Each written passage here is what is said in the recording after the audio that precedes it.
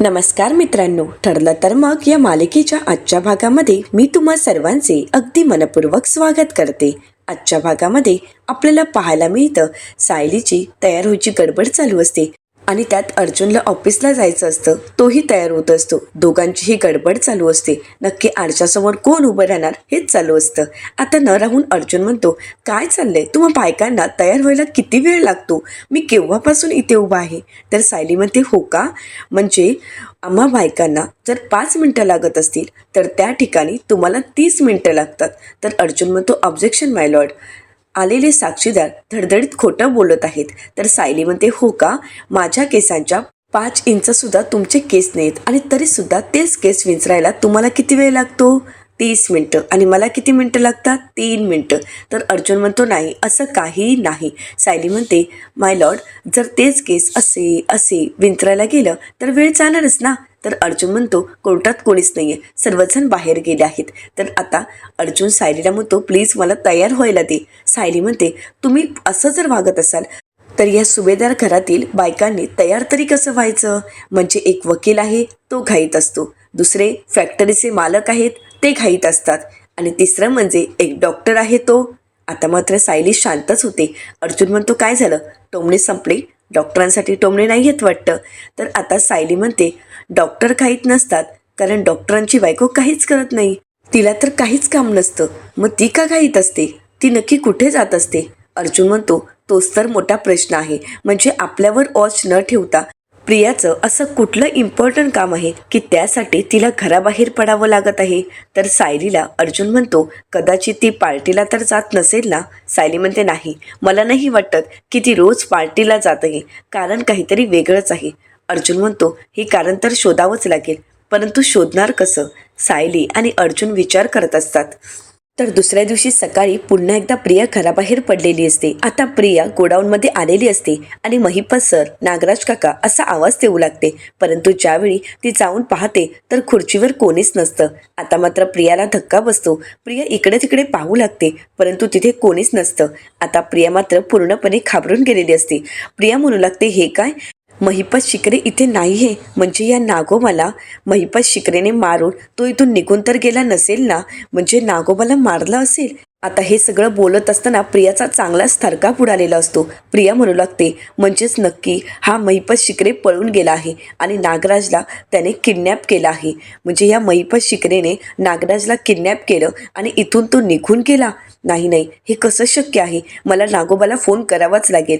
आता प्रिया सतत नागराज काकांना फोन करत असते, परंतु नागराज काका काही फोन उचलत नसतात आणि म्हणूनच प्रिया अजून बिथरून गेलेली असते. प्रिया म्हणू लागते, जर महिपत इथून सुटला असेल तर तो मला जिवंत सोडणार नाही. नाही, मी इथून घरीही पोचू शकत नाही. अगोदर मला तो नक्की कुठे आहे यासाठी शोधावं लागेल.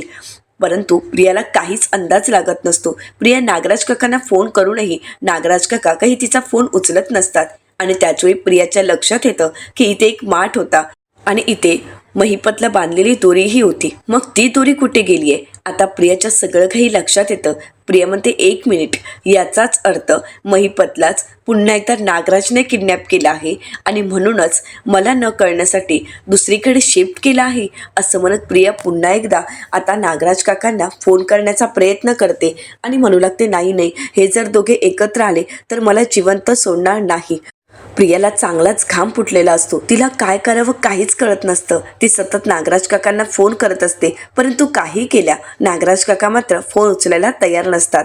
आता प्रिया पूर्णपणे घाबरल्यामुळे ती गोडाऊनमधून निघून जाते. तर दुसरीकडे पाहायला मिळतं, आता नागराज काका महिपत शिकरेंना एका अनोळखी ठिकाणी घेऊन आलेले असतात. महिपत शिकरे बेशुद्ध असतात.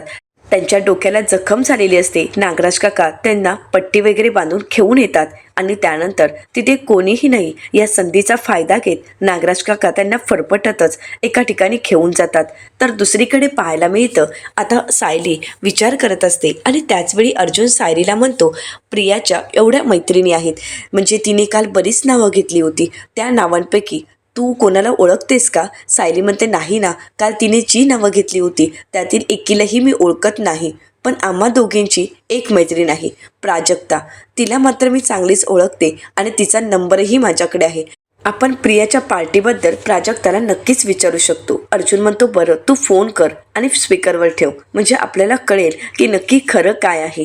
तर सायली म्हणते हो करते, असं म्हणत सायली आता प्राजक्ताला फोन करायला घेते. आता सायली प्राजक्ताला फोन करताच प्राजक्ता म्हणते हॅलो. तर सायली म्हणते हॅलो प्राजक्ता, मी सायली बोलत आहे. तू वात्सल्य आश्रममध्ये आली होतीस बघ प्रियासोबत. तर आता ती म्हणते हो ओळखलं ना. आणि प्रिया कशी आहे? गेली 2 वर्ष आम्हा दोघींचा काहीच कॉन्टॅक्ट नाहीये. तर आता सायली म्हणते असं कसं? काल तर पार्टी झाली ना तुमची, आणि त्या पार्टीत तुमची भेट झालीच असावी. तर प्राजक्ता म्हणते कुठली पार्टी? काल तर कुठलीच पार्टी नव्हती. आता हे ऐकल्यानंतर सायली अर्जुनला धक्काच बसतो. सायली म्हणते अगं असं काय करतेस? श्रुती पोस्ट ग्रॅज्युएट झाली म्हणून तिने पार्टी दिली होती, आणि ही पार्टी सानिका काळेच्या घरी होती. तर आता इकडे प्राजक्ता म्हणू लागते श्रुती तर अजूनही पोस्ट ग्रॅज्युएशनच्याच गटांगळ्या खाते, आणि इथे सानिका काळे तर कामासाठी कधीच बेंगलोरला शिफ्ट झाली आहे, आणि इकडचं घर तर तिने रेंटवरही दिलं आहे. आता प्रियाने ज्यांची नावं घेतलेली असतात त्यांच्याबद्दलचं सत्य सायलीला कळालेलं असतं. तर आता सायली प्राजक्ताला म्हणू लागते प्राजक्ता अगं मला त्या सानिका काळेचा आणि श्रुतीचा नंबर हवा होता, तू देशील का? प्राजक्ता म्हणते हो देते ना. असं म्हणताच आता सायली फोन ठेवते. सायली खूप चिडलेली असते. सायली अर्जुनला म्हणते बघितलात ना, मी तुम्हाला म्हणाले होते प्रिया खोटं बोलत आहे. ती कुठल्याही पार्टीला गेली नव्हती. ती आपल्याला सगळ्यांना फसवण्याचा प्रयत्न करत आहे, आणि आता आपल्याला तिच्या विरुद्ध पुरावा मिळाला आहे. तर अर्जुन म्हणतो अजून एक पुरावा मिळू शकतो. ती परवा कुठल्या क्लबमध्ये गेली होती? काय म्हणाली होती ती? तर सायली म्हणते स्काय ब्ल्यू क्लब असं काहीतरी म्हणाली होती. आता अर्जुन स्काय ब्ल्यू क्लब यांचा नंबर गुगलवरून सर्च करतो, आणि त्यानंतर सायली फोन करत म्हणते मला तुम्हाला हे विचारायचं होतं की परवा सानिका काळे हिच्या नावाने तुमच्याकडे काही बुकिंग होती का? तर ते म्हणतात मॅडम 1 मिनिट, आम्हाला रजिस्टर चेक करावं लागेल. आता ते रजिस्टर चेक करतात आणि म्हणू लागतात नाही मॅडम, सानिका काळे अशी कुठलीही व्यक्तीची एंट्री आमच्याजवळ नाही आहे. तर त्यानंतर सायली म्हणते बरं श्रुती सबनीस हिच्या नावाने एंट्री आहे का? म्हणजे तिने काही ऑर्डर केलं होतं का? तर आता हे ऐकताच ते म्हणू लागतात नाही, श्रुती सबनीस किंवा सानिका काळे अशा कुठल्याच व्यक्तीची आमच्याकडे एंट्री नाही. सायली म्हणते बरं पण मला एक सांगा, परवा तुमच्या क्लबमध्ये पोस्ट ग्रॅज्युएशन कंप्लीट झाल्याची पार्टी होती का? म्हणजे काही मुली तुमच्याकडे उशिरा आईस्क्रीम खाण्यासाठी आले होते का? तर ते म्हणू लागतात नाही मॅडम, ते शक्यच नाही आहे, कारण आमच्याकडे रिनोव्हेशनचं काम चालू आहे, आणि म्हणूनच 11 नंतर कोणालाच एंट्री नाही आहे. आम्ही 11 नंतर आमचा क्लब बंद करतो, त्यामुळे ते शक्यच नाही आहे. आता सायलीला हवी असणारी महत्त्वाची माहिती मिळालेली असते. सायली त्या सरांना म्हणते थँक्यू सो मच सर. असं म्हणत सायली फोन ठेवते आणि म्हणू लागते पाहिलंत ना, ही प्रिया किती खोटं बोलत आहे. अर्जुन म्हणतो बरं झालं हिचं सत्य आपल्याला कळालं. तर सायली म्हणते हे सत्य फक्त आपल्याला कळून काहीच उपयोग नाही आहे. हे सत्य अश्विन भाऊजींना कळायलाच हवं. अश्विन भाऊजींनाही कळून देत की ही प्रिया किती खालच्या थराला जाऊ शकते, किती खोटं बोलू शकते. आता सुभेद्रांच्या घरी सर्वजण नाश्ता करत असतात. तर त्यावेळी सायली विमलताईंना विचारते विमलताई तर प्रिया तिच्या खोलीत आहे का? तर विमलताई म्हणतात नाही ताई, नेहमीप्रमाणे आजही सकाळी त्या लवकरच बाहेर निघाल्यात, आणि त्या नक्की कुठे गेल्यात त्याबद्दल त्यांनी काहीच सांगितलं नाही. तर कल्पनाताई म्हणतात नवऱ्यासोबत एवढं मोठं भांडण झालंय, आपला नवरा आपल्यावर चिडला आहे, त्याला खूप वाईट वाटलं या सगळ्याचं, पण हिला मात्र काहीच वाटलं नाही, ही मात्र बाहेर फिरायला मोकळी. तर आता अस्मिता म्हणू लागते मला तर सचिनसोबत जरा भांडण झालं तरी सुद्धा कसं तरी होतं, खूप त्रास होतो. आज अश्विनलाही खूप वाईट वाटलं असेल, त्यालाही खूप त्रास होत असेल, मग त्याचीच समजूत काढायची टाकून ही बाहेर निघून गेली आहे. असं एवढं कुठलं मोठं काम आहे की तिला आपल्या नवऱ्याचीही किंमत नाही राहिली आहे, म्हणजे त्याच्याशी बोलायला तिला वेळ मिळत नाहीये, पाहावं त्यावेळी बाहेर जात असते. असं कुठलं काम आहे की ज्यासाठी हिला एवढ्या सकाळी बाहेर जावं लागतं? म्हणजे अश्विनपेक्षाही तिला असं कोण इम्पॉर्टंट आहे की त्यासाठी ती घराबाहेर पडते? आता मात्र सायली अर्जुन अस्मिताच्या बोलण्याचा विचार करू लागतात. त्यांनाही प्रियाचं वागणं खटकत असतं, परंतु प्रिया कुठे जात आहे कोणाला काहीच कळत नसतं. तर प्रतापराव म्हणू लागतात कधी कधी असं वाटतंय ना की हे सगळं काही अश्विनने स्वतःहून ओढावून घेतलेलं संकट आहे, आणि त्याने त्याचं ते निस्तारावं, म्हणजे त्याला कळेल की आपण नक्की आपल्यावर काय ओढावून घेतलं आहे. पण नंतर मात्र अश्विनची काळजीही वाटते, आणि त्याचवेळी प्रिया घरी आलेली असते. सायली प्रियाकडे पाहते. एवढ्याच सकाळीच प्रिया नक्की कुठे गेली असेल याचा विचार सायली करत असते. आता सर्वजण प्रियाकडे पाहत असतात. पण प्रिया मात्र कोणाशी काही न बोलता तिथून रूमच्या दिशेने निघालेली असते. आता मात्र सायली प्रियाला आवाज देते आणि म्हणते, प्रिया थांब.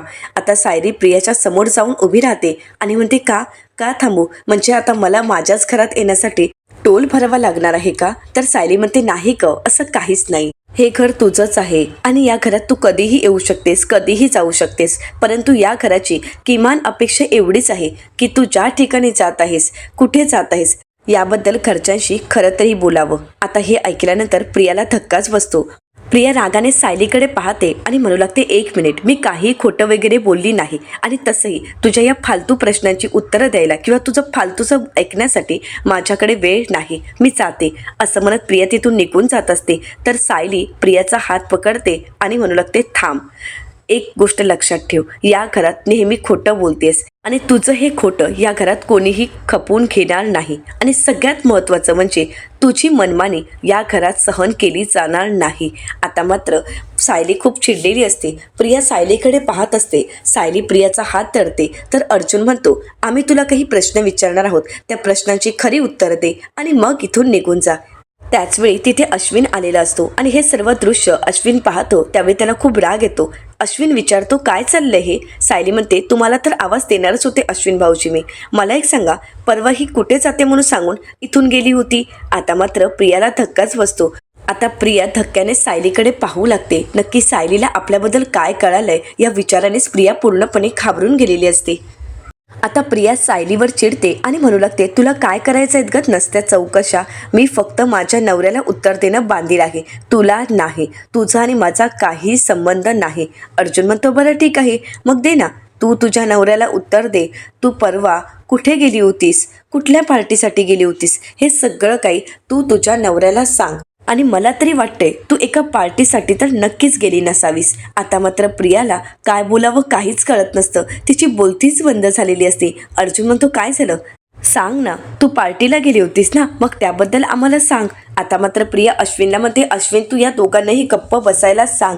हे दोघंही मला त्रास देण्याचा प्रयत्न करत आहेत आणि या दोघांना काय करायचं आहे की मी कुठे जाते, काय करते, याबद्दल जाणून घेण्याचा अधिकार यांना नाहीच आहे. अश्विन ही दोघंही काहीतरी बडबडत आहेत, त्यामुळे या दोघांना शांत बसायला सांग. अश्विन तुझा माझ्यावर विश्वास आहे ना? परवा तर मी पार्टीलाच गेले होते ना, तुला तर मी म्हणाले ना की आम्ही पार्टीला गेलो होतो. तर आता सायली प्रियाला प्रश्न करत म्हणते, तू पार्टीला गेली होतीस याचा तुझ्याकडे काय पुरावा आहे? प्रिया म्हणते, अगं बाई, पार्टीला जाऊन कुणी पुरावा वगैरे घेऊन येतं का?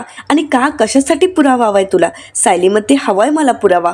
बरं बाई, तू पार्टीतून काही पुरावा घेऊन आली नाहीस ना, मग एक काम कर, आता जिच्याकडे तू गेली होतीस आणि जिची पार्टी होती त्या दोघींनाही तू फोन कर बरं. असं म्हणताच आता मात्र प्रियाला चांगलाच घाम फुटलेला असतो. प्रिया बिथरून गेलेली असते, स्वतःला सावरण्याचा प्रयत्न करत असते. आता प्रिया सायलीला म्हणू लागते, एक मिनिट, मी असं काहीही करणार नाही, मी कोणालाही फोन करणार नाही. या सगळ्यामध्ये सायली, तुला पडायची अजिबातच गरज नाहीये. तर अश्विन प्रियाकडे पाहतो आणि म्हणतो, का, काय झालंय? ही दोघंही तू पार्टीला गेली होतीस की नाही याचं कन्फर्मेशन मागतायत ना, मग दे ना. का वाट बघतेस तू? तुला खोटं ठरवतायत ना, मग तुला आता सिद्ध करावंच लागेल की तू खरी आहेस. तन्वी, मला सांग, तू जिच्या घरी पार्टीला गेली होतीस तिचं नाव काय होतं?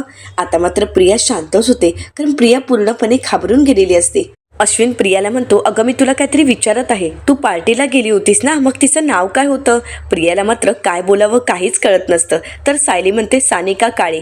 तर अश्विन म्हणतो, बरं ठीक आहे, सानिका काळेला फोन कर आणि यांच्यासमोर मी त्यांच्याशी बोलतो, म्हणजे ह्या दोघांची खात्री पटेल की तू खरंच पार्टीला गेली होतीस. तन्वी, अगं तुझ्यावर हे आरोप करतायत ना, मग ते आरोप फेटाळून लाव ना, तू कर ना फोन. आता मात्र प्रिया काही फोन करत नसते आणि ती अश्विनवर चिडते आणि म्हणते, म्हणजे मी तिथे पार्टीला गेले होते की नाही हा पुरावा शोधण्यासाठी माझ्या फ्रेंड्सला कॉल करायचा का? तर अश्विन म्हणतो, हो तू फोन कर. प्रिया म्हणते, अश्विन हे काय बोलतोयस तू? म्हणजे तुझाही माझ्यावर विश्वास नाहीये का? अरे का असं वागतोयस? तर अश्विन म्हणतो, नाही, मी असं काही बोलत नाही आहे तन्वी, प्लीज मी काय बोलत आहे ते ऐकून तरी घे. तर प्रिया म्हणते, अश्विन तुझा माझ्यावर विश्वास आहे ना, मग यांना सांग ना गप्प बसायला. यांना काय करायचंय, मी कुठे जाते, कुठल्या पार्टीला जाते, याबद्दल यांना का जाणून घ्यायचं आहे. अश्विन या दोघांनाही शांत कर. तर अश्विन म्हणतो, तन्वी तू शांत हो. तर प्रिया म्हणते, का शांत हो? तू या दोघांना अगोदर सांग की या सगळ्यामध्ये तुम्ही पडू नका. तर अश्विन म्हणतो, तन्वी हे बघ, हे दोघंही जोपर्यंत त्यांच्या मनाचं समाधान होत नाही तोपर्यंत शांत बसणार नाहीयेत. त्यामुळे प्लीज तू फोन कर आणि यांना सत्य परिस्थिती सांग, म्हणजे ही दोघंही शांत तरी होतील. आता मात्र अश्विनही प्रियाची बाजू घेत नसतो आणि त्यामुळे प्रिया खूप चिडलेली असते. आता प्रतापराव प्रियाला म्हणतात, एवढा तमाशा करण्यापेक्षा कर ना कॉल त्या मैत्रिणीला.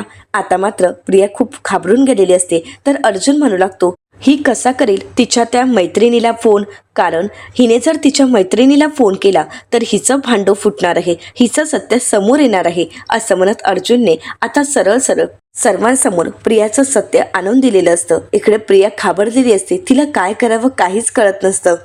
तर दुसरीकडे पाहायला मिळतं, आता महिपत शिकरे हळूहळू शुद्धीवर येत असतात. नागराज काका त्यांना म्हणतात, कसं वाटतंय महिपत, आता बरं वाटतंय ना? आणि ही जागा ओळखीची वाटते ना?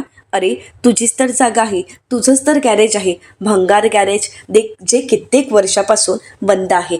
पक्या मला एकदा सांगत होता या गॅरेजबद्दल. तो म्हणाला होता की हे गॅरेज जरी बंद असलं ना तरी याची चावी इथेच असते, आणि त्याचप्रमाणे आज ती चावी मला मिळाली आहे. त्या चावीच्या आधारे मी तुला इथपर्यंत घेऊन आलो आहे. पण एक सांगू का, आता तुला इथून कोणीही कुठेही घेऊन जाणार नाही, कारण तू इथे आहेस हे कोणाला कळणारही नाही. खरं तर तुला इथे अगोदरच आणायला हवं होतं, म्हणजे काय झालं असतं, तुझे ते फंटर तुला दुनियाभर शोधू शकले असते, पण ते इथपर्यंत आलेच नसते, कारण त्यांना अंदाजही आला नसता की तू तुझ्या गोडाऊनमध्येच आहेस. पण आता तू इथेच असणार आहेस, तुझी जागा हीच, आणि आता तो कोणाच्या हातालाही लागणार नाही. आता महिपत शिकरे काहीतरी बोलण्याचा प्रयत्न करत असतात. नागराज काका म्हणतात, काय झालं, काही बोलायचं आहे का? 1 मिनिट असं म्हणत आता महिपत शिकरेंच्या तोंडावर बांधलेला कापड नागराज काका बाजूला करतात आणि म्हणतात, बोल, तुला काय बोलायचं आहे? तर महिपत शिकरे आता नागराज काकांना म्हणतात, याच गॅरेजमध्ये मी तुला काढणार आहे 113%. आता हे ऐकताच नागराज काका हसतच म्हणतात, नाही महिपत, तू काहीच करू शकणार नाहीयेस, कारण आता तुझी सुटकाही होणार नाहीये. तुझे हे हात आहेत ना, ते मी एवढे घट्ट बांधले आहेत की ते तुला सोडवताही येणार नाही. म्हणजे मागच्या वेळेसारखा तू सोडवण्याचा प्रयत्न केलास तरी सुद्धा तू सुटू शकत नाहीस. आणि तुला मोठमोठ्याने बोंबलायचं आहे ना, मग हवं तेवढं बोंबल, कारण कसं आहे ना, तुझ्या या भंगार पडक्या गॅरेजच्या आजूबाजूला कोणी येतही नाही. त्यामुळे तुला इथे सहज मी लपवून ठेवू शकतो, आणि त्यामुळे तू कितीही बोंबा मारल्यास, कितीही काही बोललास तरी मला काही फरक पडणार नाही, कारण तू कितीही काही बोंबललाच तरी सुद्धा इथे कोणी येणार नाही. आणि हो, प्रिया सुद्धा येऊ शकणार नाही. महिपत, अरे नको तू बडबड करूस, तू एक काम कर बरं, आराम कर, निवांत आराम कर. असं म्हणत महिपत शिकरेंकडे आता नागराज काका पाहत असतात, आणि त्यांची ती अवस्था पाहून नागराज काकांना हसायला येत असतं. तर दुसरीकडे पाहायला मिळतं, प्रिया खूप चिडते आणि अश्विनला म्हणू लागते, अश्विन अरे यांना सांग ना, ही माझ्यावर नको ते आरोप करत आहेस आणि तू मात्र काहीच बोलत नाहीयेस. अरे असं कोणतंही काहीही घडलेलं नाहीये, आणि तरीसुद्धा ही लोक मला आरोपीच्या पिंजऱ्यात उभं करत आहेत. आता मात्र सायली आपला मोबाईल घेते आणि तिने केलेला तो रेकॉर्डिंगचा व्हिडिओ आता ती प्रियासमोर चालू करते. तर त्यामध्ये सायली म्हणालेली असते, हॅलो प्राजक्ता, मी सायली बोलते. तर प्राजक्ता म्हणते, अगं प्रिया कशी आहे, गेली 2 वर्ष आमची भेटच घडली नाहीये. तर आता सायली पार्टीचा विषय काढते, तेव्हा मात्र प्राजक्ताने सांगितलेलं असतं की अशी कोणतीच पार्टी झाली नाहीये, आणि अजूनही श्रुती तर पोस्ट ग्रॅज्युएशनलाच गटांगाळ्या खाते आहे, आणि त्यातही सानिका काळे ती तर जॉबसाठी बँगलोरला निघून गेली आहे. आणि हे ज्यावेळी सत्य अश्विनला कळतं त्यावेळी अश्विनच्या पायाखालची जमीनच सरकते. अश्विन प्रियाला म्हणतो, तन्वी अगं हे काय आहे, मी काय ऐकतोय, म्हणजे तू परवा पार्टीला गेलीच नव्हतीस, तू मला सांगितलेलं ते व्हेन्यू आणि ही पार्टीची जी नावं सांगितली होतीस ती कोणीच पार्टीला नव्हती. तन्वी अगं बोल ना, हे काय आहे, मला खरं ऐकायचं आहे. आता मात्र घरातील सर्वांनाच प्रियाचं सत्य कळालेलं असतं, आणि हे सत्य कळाल्यामुळे सर्वांनाच खूप धक्का बसतो. तर प्रियाची बोलतीच बंद झालेली असते. अश्विन म्हणतो, बोल तन्वी, मला ऐकायचं आहे की काय खरं काय खोटं. तर प्रिया म्हणू लागते, अश्विन अरे ऐकून घे ना, आमची पार्टी झाली, स्काय ब्लू क्लबला आमची पार्टी झाली. अश्विन मी खरं बोलत आहे. आता बोलत असताना सुद्धा प्रियाचा चांगलाच थरकाप उडालेला असतो. ती बोलत असतानाही चांगली कापत असते, आणि आता मात्र अश्विनला प्रियाचं सत्य कळताच त्याला खूप राग आलेला असतो. तर सायली म्हणते, काय म्हणालीस नाव?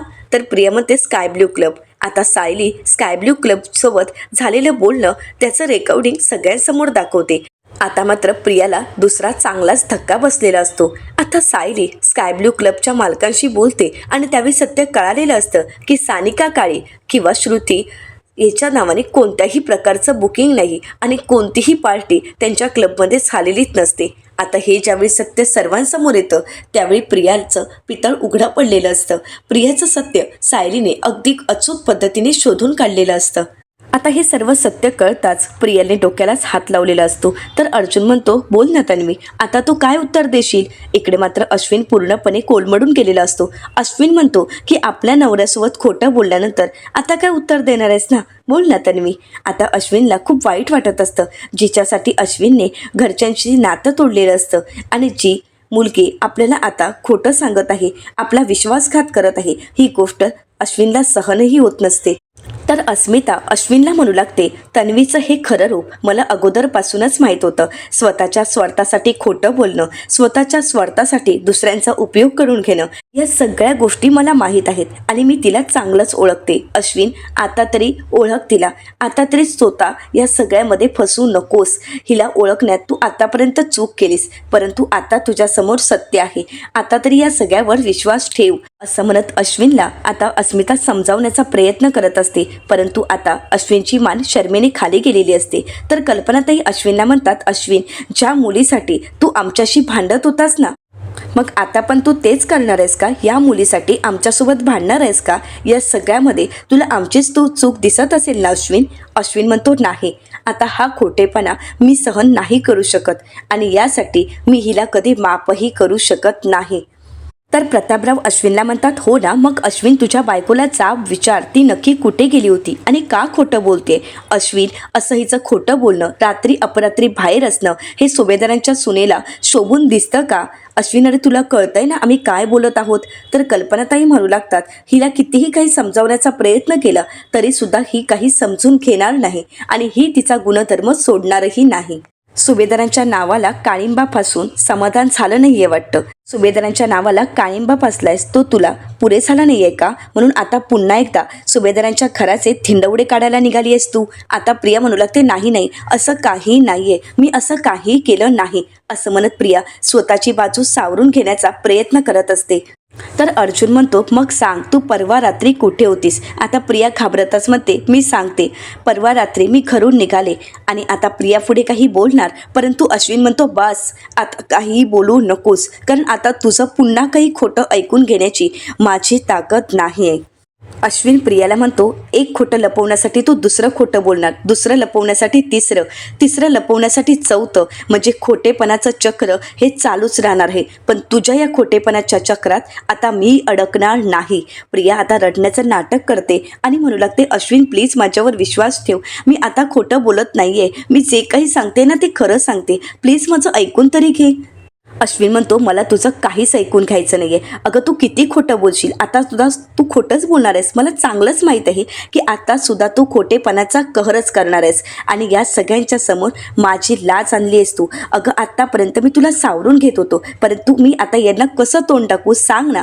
आज तुझ्यामुळे मी माझ्या माणसांशी वैर घेतला आहे. खरंच या सगळ्याशी ना एकच गोष्ट करू शकतो मी, तुझ्याशी न बोलणं हेच माझ्यासाठी योग्य आहे आणि तू माझ्याशी बोलायलाही येऊ नकोस, असं म्हणत अश्विन रागानेच तिथून निघून जातो. प्रिया म्हणते, अश्विन, माझा नाईलाज झाला होता, प्लीज ऐकून तरी घे, असं म्हणत प्रिया ही अश्विनच्या मागोमाग धावत जाते. तर प्रतापराव म्हणू लागतात, जेव्हा जेव्हा वाटतं की ही वाईट काही करणार नाही, ती चुकीचं वागणार नाही, तेव्हा तेव्हा ही मात्र फक्त चुकीचाच वागत असते आणि काही ना काही उपद्व्याप करतच असते. तर अस्मिता सायली अर्जुनला विचारते, पण तुम्हा दोघांना हिचा संशय कधी आला आणि तिच्या मैत्रिणीला कॉल करावं असं तुम्हाला कसं सुचलं? तर अर्जुन म्हणतो, सांगतो, असं म्हणत सायली घडलेला सर्व प्रकार घरातील सर्वांना सांगू लागते आणि हे ऐकल्यानंतर घरातील सर्वांनाच धक्का बसतो. तर येणाऱ्या पुढील भागात आपल्याला पाहायला मिळतं, सुमन काकूंचं सत्य ऐकल्यानंतर अस्मिता म्हणू लागते, सुमन काकू, एवढं सगळं घडलं आहे? तर प्रतापराव म्हणतात, नाही, ते काही नाही, मी आत्ता रविराजला फोन करणार आणि त्या नागराजला जेलमध्ये टाकायला सांगणार. तर दुसरीकडे महिपत शिकरे नागराज काकांना म्हणतात, तुझे असे हालहाल करून तुला मारणार ना की आयुष्यात तू उभाही राहू शकणार नाही. तर इकडे अर्जुनचा खूप संताप झालेला असतो. अर्जुन म्हणू लागतो, माझ्या बायको व्यतिरिक्त मी कुठल्याही मुलीकडे पाहूही शकत नाही आणि माझी फॅमिली हे माझं पहिलं कर्तव्य आहे आणि माझ्या फॅमिलीला जर कोणी त्रास देण्याचा प्रयत्न केला तर मी त्याला जिवंतही सोडणार नाही. तर आता नक्की पुढे काय घडणार हे पाहणं अतिशय रंजक ठरणार आहे. मित्रांनो, अशाच मालिकांचे नवनवीन अपडेट पाहण्यासाठी चॅनलला नक्कीच सबस्क्राईब करा. आणि हो, आजचा हा व्हिडिओ आवडला असेल तर व्हिडिओला लाईक करायलाही विसरू नका. व्हिडिओ पाहिल्याबद्दल तुम्हा सर्वांचे अगदी मनपूर्वक धन्यवाद.